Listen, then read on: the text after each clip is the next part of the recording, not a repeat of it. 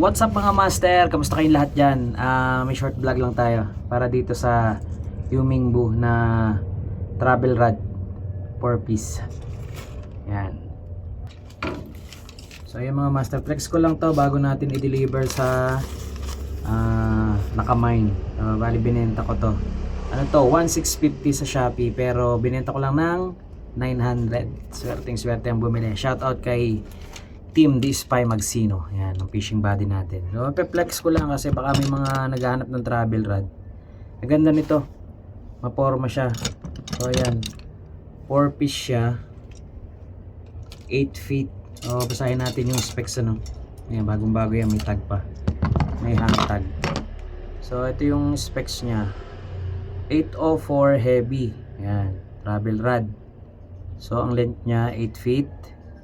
2.40 meters.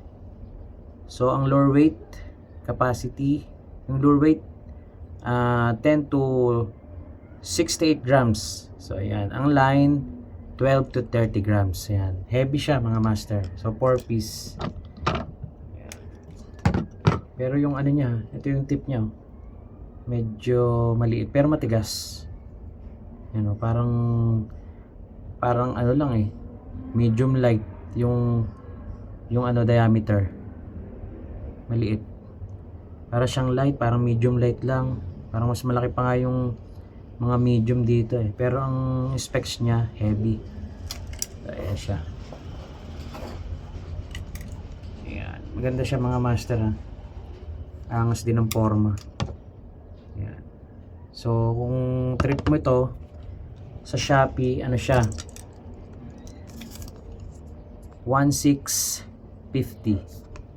So dahil need natin ng cash ngayon, marami tayong bayarin, para mabilisan lang mabenta, 900. So binibenta ko ng 1,000. Nung una 1,150, walang pumapansin. 1,000 wala pa rin. So 900 may bumigay na. So yun lang mga master. Short video lang para dito sa ano, 4-piece travel rod ng Yumingbu. Kasi baka mayroong mga naghahanap ng travel rod. Ito mare-recommend ko, maganda. So yan, yung mga may sasakyan dyan 4 wheels. So kahit sa motor, kung ayaw magdala ng mahaba, so ganyan lang siya. Ganyan lang siya, kaigsi. Kasya to sa bag mo. Yan, sasakyan sa ilalim lang ng upuan dyan, pwede na to. Lagi kang ready, lagi kang may dalang rod. So yun lang mga master, ay short video. Tapos ilalagay ko dyan sa video yung link, tsaka sa comment section.